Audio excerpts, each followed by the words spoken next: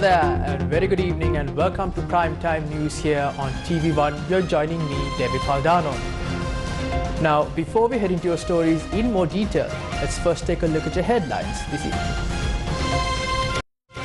News First headlines. Main sponsor. Valuable Finance, best finance company.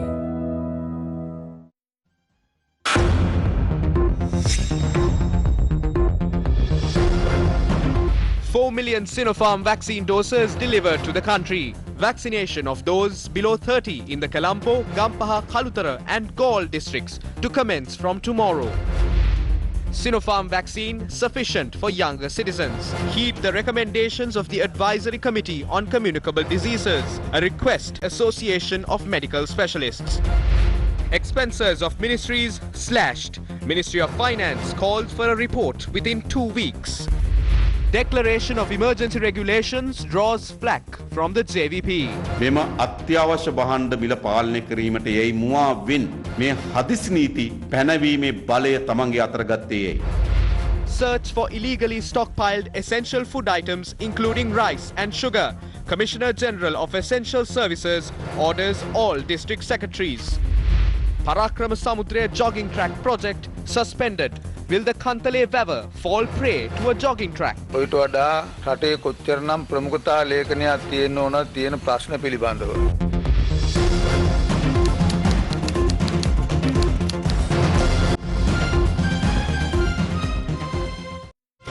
News First headlines. Main sponsor.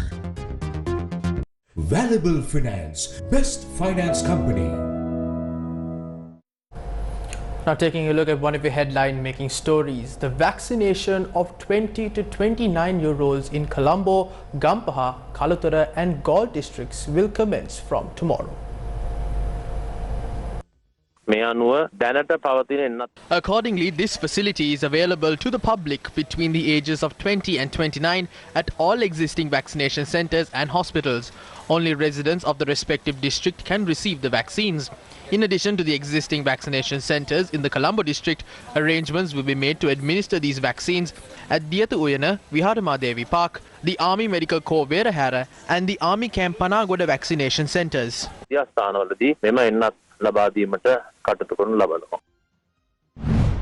4 million doses of the Sinopharm vaccine manufactured in China arrived in the country this morning, marking the highest number of vaccines delivered to the country in a single day. The vaccines, which were transported from Beijing, China, arrived in the country at around 4:50 this morning.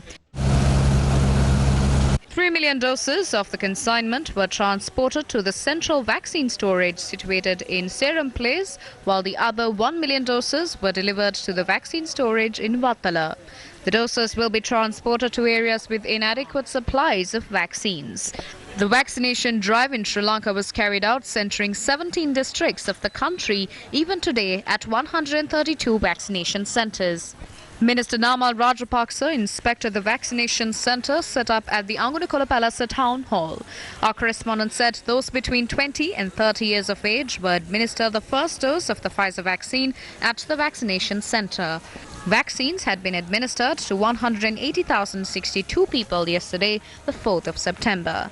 Based on statistics from the epidemiology unit, 12,703,070 people have been administered at least the first dose of the COVID-19 vaccine.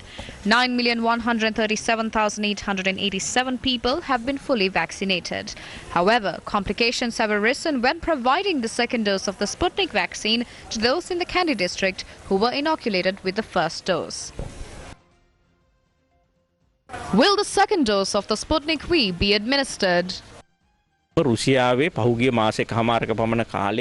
the past 1.5 months, Russia was among the countries which recorded the highest number of COVID-19 cases and deaths. Therefore, the Russian government has decided to prioritize vaccination in their own country. That is why a delay has occurred. Even against such a backdrop, they took steps to deliver 2 batches of 15,000 vaccines each. However, the Gamaleya Institute, which manufactures the Sputnik vaccine, has assured us that the 120,000 vaccines Sri Lanka requires will be delivered within the month of September.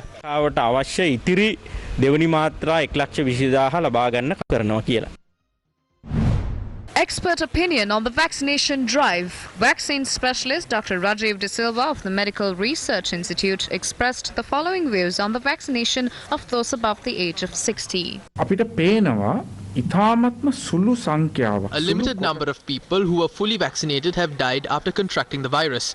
Most of them are above 60 years. Most people who are under this category suffer from chronic diseases as well. There is data available from other nations, especially Bahrain, where 4 brands of they are Sinopharm, Sputnik, Pfizer and AstraZeneca. Those vaccines have contributed to the death rate in Bahrain reducing drastically. Vaccines also reduce the chance of severe symptoms occurring. However, it has been observed a slightly higher number of those between 50 and 60 years inoculated with the Sinopharm vaccine have died due to COVID-19 and have been admitted to ICUs. Sinopharm is indeed a very effective vaccine. 90% of those who are administered the vaccine do not die of the virus, neither do they experience severe symptoms.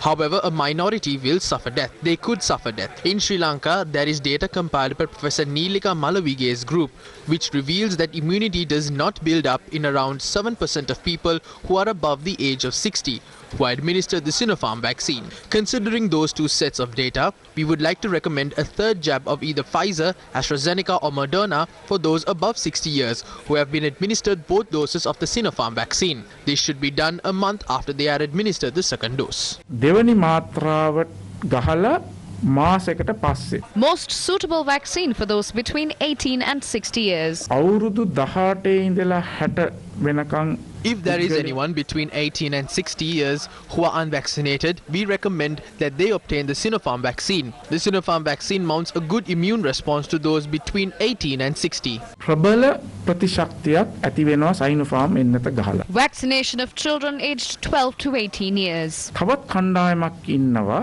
අවුරුදු 12 There is a segment of those above 12 years of age who suffer from certain other chronic diseases. They will not build up immunity regardless of what vaccine is administered. If there are children aged 12 to 18 who are suffering from kidney-related diseases and cancer, we would recommend for them to be administered both doses of the Pfizer vaccine. ඒ අයට Pfizer එන්නත මාත්‍රා දෙකක් දෙන්න කියලා අපි කියනවා. Which vaccine could be administered to those who have been given the first dose of the Sputnik vaccine? Sputnik එන්නත මාත්‍රා එකක් ගහලා. Certain people who are administered the Sputnik vaccine have not received the second jab. If the second dose is unavailable, they can be administered AstraZeneca, Pfizer and Moderna vaccines as the second dose. Those are two key reasons as to why we make this recommendation. First is to reduce the death rate. The other is based on scientific reasons. දෙකක් මත එකක් මරණ අඩු කරන්න අනිත් එක විද්‍යාත්මක පදනමක් උඩ.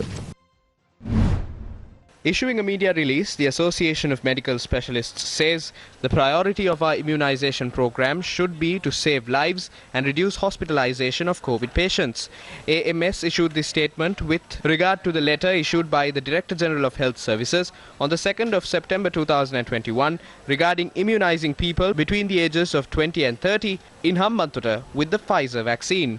AMS says immunization of unvaccinated vulnerables must be a priority, and then a booster dose should be given to the fully vaccinated group who are at the risk of severe disease. Citing data from Bahrain and from Professor Neelika Malavige's group, AMS says, and I quote, "While people below 60 years mount a good immune response to Sinopharm vaccine, it is evident that a minority of people of more than 60 years do not produce an antibody response and are at a higher risk of hospitalization and death compared to those given Pfizer, Moderna, AstraZeneca vaccines." Unquote. In addition, AMS says certain groups including transplant recipients, cancer patients on therapy and recipients of immunosuppressive drugs do not mount an adequate immune response following 2 doses of the vaccine. The association suggests that both these groups should receive a 3rd dose of AstraZeneca, Pfizer or Moderna vaccine to prevent such undesirable outcomes. In a situation where the country possesses a limited quantity of AstraZeneca mRNA vaccines, AMS finds the administration of the Pfizer vaccine to healthy 20 to 30-year-olds who can effectively mount an adequate immune response with the Sinopharm vaccine as irrational and unscientific. The statement adds, quote, "We believe that administration of COVID vaccines should be done with the advice of a competent body of experts such as the ACCD of the Ministry of Health," unquote. adding that deviation from the advice of the ACCD has already cost many lives by offering COVID vaccines to 30 to 60 age group before completing the vaccination of the above 60 age group. Now in your COVID-19 update, Sri Lanka's COVID-19 death toll passed mark with 189 deaths confirmed for yesterday, the 4th of September. The total fatalities increased to 10,140. Now with that, we move in for a short commercial break. Stay tuned for more of the very latest. Valuable Finance, best finance company. Do your online shopping with Sambole.lk. Home delivery and pickup now available. Sambole.lk. Welcome back to the news. The Ministry of Finance has instructed all the secretaries of ministries to look into the deductible expenditure of each ministry and submit a report. Secretary to the Ministry of Finance, S.R. Artikala, said that relevant reports have to be submitted before the 15th of September. The Finance Minister has requested the Treasury to be informed as soon as possible about the deductible expenses and the amount of money expected to be saved from them. It is expected to reduce expenditure due to the declining revenue of the government in the wake of the COVID-19 pandemic, both locally and internationally. Steps have been taken to temporarily suspend or postpone all new projects, new purchases, construction and renovation work at ministries, even though financial allocations have been made. Meanwhile, the Minister of Finance has also apprised the ministers about this at the most recent cabinet meeting. The Commissioner General of Essential Services, Major General Senarat Nivunhalla, has requested all district secretaries and the Inspector General of Police to purchase stocks of paddy, rice and sugar and provide them to the people at concessionary prices, and to make necessary interventions in each district and report to him regularly. The Commissioner General of Essential Services states this in a letter addressed to the IGP, all government agents, the Chairman of the Consumer Affairs Authority and the Food Commissioner. It states that the President has issued an order under Section 5 of the Public Security Ordinance to prevent the concealment of essential stocks including paddy, rice, sugar at high prices, which causes inconvenience to the public. Accordingly, the Commissioner General of Essential Services, Major General Senarat Nivunhalla, has ordered that stocks of illegally stockpiled food be purchased at government guaranteed prices or at prices imported by the customs and made available to the public at reasonable prices. The Consumer Affairs Authority continued their operations in the Anuradhapura district today to locate rice mills that are not registered with the authority. Accordingly, the District Consumer Affairs Authority took steps to seal off around 10 rice mills within the Anuradhapura district. Officer in charge of the Anuradhapura District Consumer Affairs Authority branch, Senior Investigating Officer BACP Pereira, said that the operations were carried out covering Nochiyagama, Talawa, Galkiriyagama, Maradan Kadavala, Kakirawa, Kalin Bindunuwava and Mihintale areas. Authorities were able to locate more than 1 million kilos of paddy and more than 200,000 kilos of maize following these operations.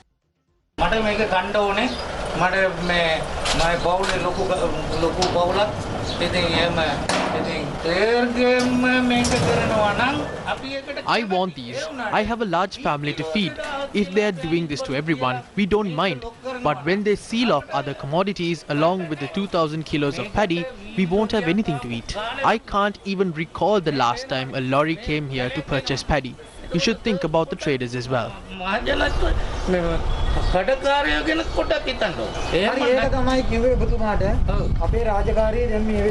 We are carrying out our duty. You can prove your innocence later. Meanwhile, authorities were able to locate around 200,000 kilos of paddy at 5 unregistered rice mills in Maradan Kadavala today. The main objective of these raids is to identify those who are stockpiling paddy, sugar and essential items such as milk, powder and cement. Then we expect to produce them to court and follow the procedures set by the law.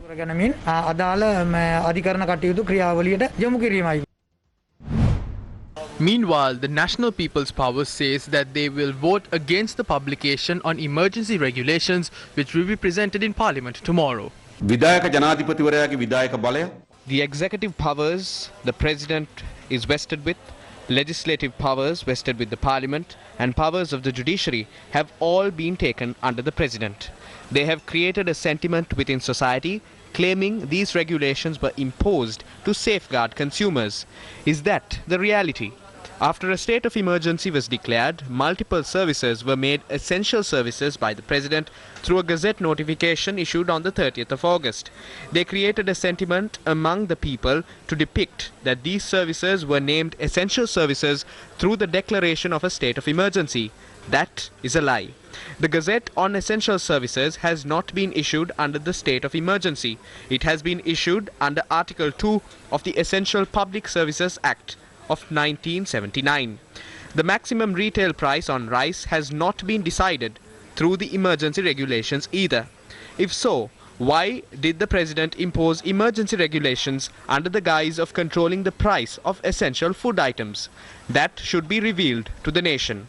A leader who is extremely incapable is attempting to consolidate power time and time again. This is the Disaster Management Act number 13 of 2005. Disasters have been defined through this act. Multiple occurrences, including an epidemic, have been identified as disasters through this act. Hence, this epidemic is a disaster. What should the President have done according to Article 11 of this act? The President should declare a state of disaster. But this President does not view the situation as a disaster. He imposed a state of emergency instead. If it was gazetted by the President as a state of disaster, the National Council for Disaster Management should be formed and it should handle the affairs related to the disaster.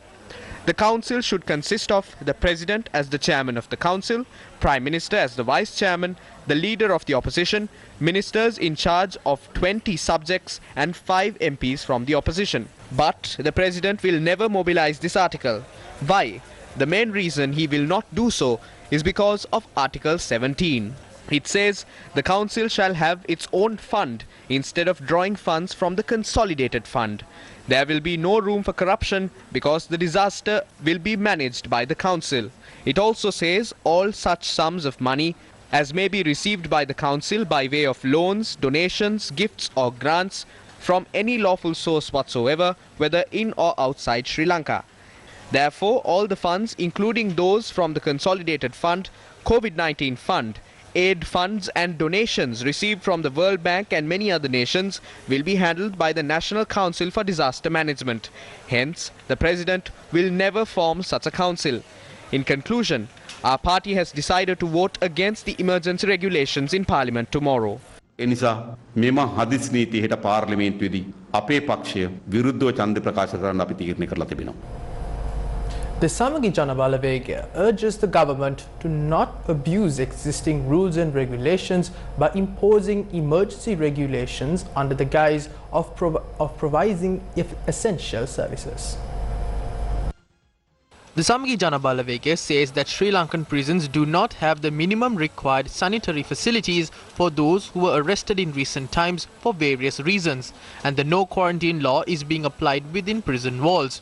The statement points out that Chamira Koswatta, Vasanta Mudalige, Amila Sandeepa, who were healthy when arrested for protesting, had contracted COVID-19 following their arrests. The Samagi Jana Balavegya points out even when lawyers are not allowed to go to prisons, the manner in which the Sri Lanka police is acting is questionable despite the Attorney General's request to grant bail to all those who can be granted bail.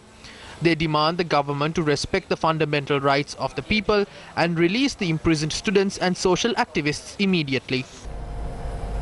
In another one of your headline-making stories, Director General of Irrigation Nihal Siriwardana confirmed that the Parakrama Samudra jogging track project has been suspended. He said the project will only go ahead if the Mahasangha and the relevant parties agreed for the construction of a jogging track on the breakwater of the ancient Parakrama Samudra.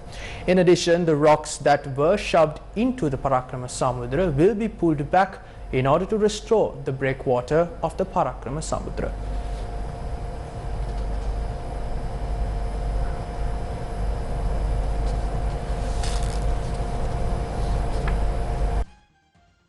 With the construction of the jogging track along the bund of the Parakrama Samudra, information came to light regarding the construction of a similar walking path adjacent to the Kantale River, which was constructed during the reign of King Akbar II. This project was met with heavy resistance today as well. With the pandemic affecting the health of the country, why is such a project taking place, spending a huge sum without paying attention to the voice of the people? Area residents strongly oppose this project.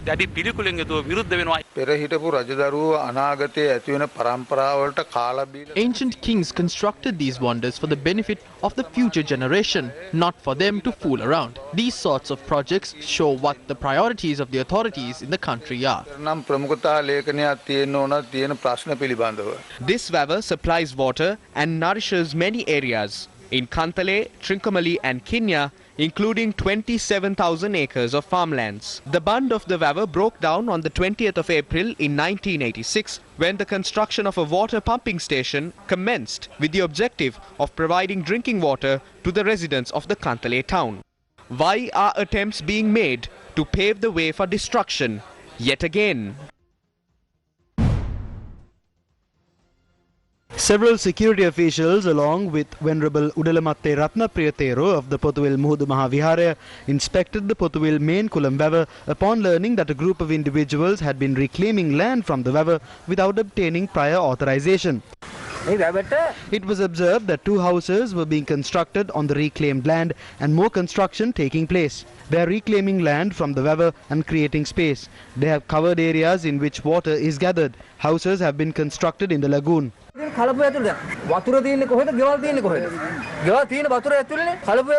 Newsfirst inquired into the matter from the Pothuwil Divisional Secretary Sandaruwan Anuruddha, he said legal action has been taken against one individual. He assured that those remaining will also be brought before the law.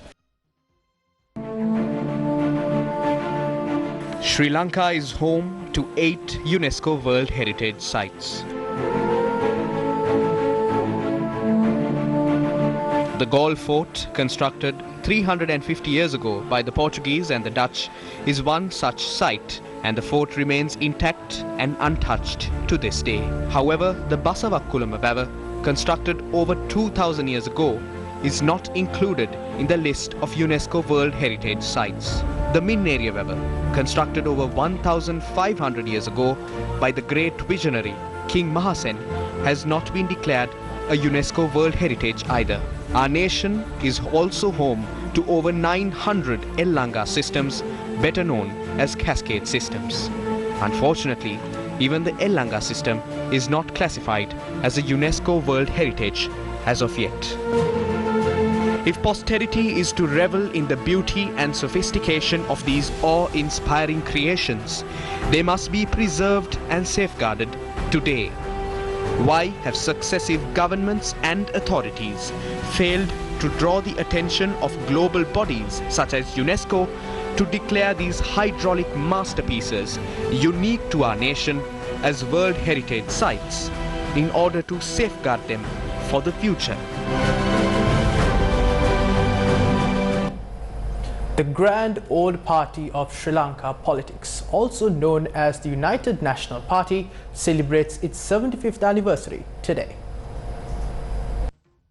රට ඉදිරියට ගෙන යා හැකි සැලසුම් ගැන කතා කිරීමට ඇති හොඳම අවස්ථාව මෙයයි. This is the perfect opportunity to discuss a mechanism to drive this country forward. Throughout history, we have seen many governments taking on the ruling baton of the country. The inabilities of these governments to adhere to a strict policy plan has caused severe damages to the state. If we too have followed a long-term correct policy plan, just like Japan, Singapore and China, we could have ranked among the developed countries by now. In light of this, we will present our proposals on how to develop this country adhering to a strict and correct policy framework. We will strengthen this policy framework with legal obligations that will prevent it from being amended by governments that come into power from time to time. To build a great Sri Lanka, we recommend 4 pillars of protection. First, it's the health security. Second, it's economic security. In third, it's education. And finally, it's the environment. Our program is twofold. The first is to build a great Sri Lanka by adhering to a long-term policy framework. Development of the country significantly. These included distribution of free books for school students, establishing the garment industry, and introduction of investment zones. The United National Party strengthened the youth of the nation by setting up programs and institutions, including Yaunpura and Youth Services Council, with the aim of granting opportunities for the youth of the nation to hone their skills and talents. The accelerated Mahaveli development program, which is widely considered a milestone in the country's overall development program, was launched under a government led by the UNP. Multiple notable leaders including D.S. Senanayake, Dudley Senanayake, Sir John Kutalavala, J.R. Jayawardena, Ranasinghe Premadasa, D.B. Wijetunga and Ranil Wickramasinghe have guided the UNP over the past 75 years. Today, the United National Party celebrates its 75th anniversary at a time when the party and the country have reached a critical juncture which requires a novel vision.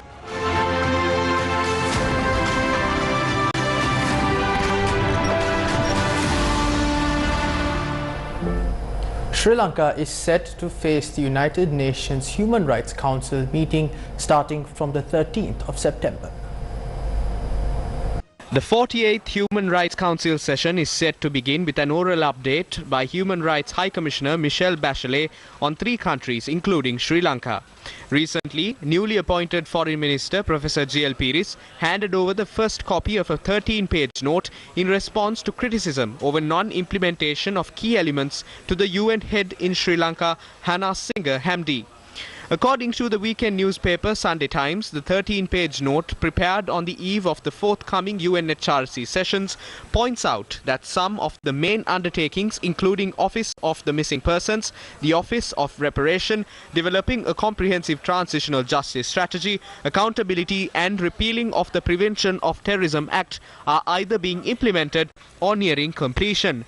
According to the newspaper article, the note says, quote, "Notwithstanding the pandemic, Sri Lanka is determined and has made substantial progress on human rights issues through domestic processes and mechanisms," unquote. The note has emphasized that Sri Lanka rejects the establishment of an external evidence-gathering mechanism when domestic remedies have not been exhausted and processes are ongoing. Sri Lanka's progress on the Sustainable Development Goals, pardons to ex-LTTE prisoners, resettlement of internally displaced persons, release of private lands held by the military, engagement with civil society and observation of international human rights and other treaty obligations, as well as cooperation with UN Special Procedures mandate holders were also mentioned in the note. In a letter addressed to the European Union's ambassador to Sri Lanka, the Committee for the Protection of Rights of Prisoners has requested for the support of the European Union for the repeal of the Prevention of Terrorism Act in Sri Lanka.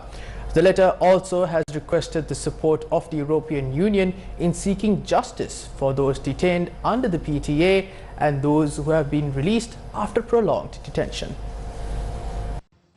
The letter states that the PTA had resulted in arbitrary arrest, prolonged administrative detention without judicial supervision, prolonged detention without charges, and long drawn-out trials, which has caused immense mental and physical agony for not only the detainees under the Act, but also to the loved ones of the detainees.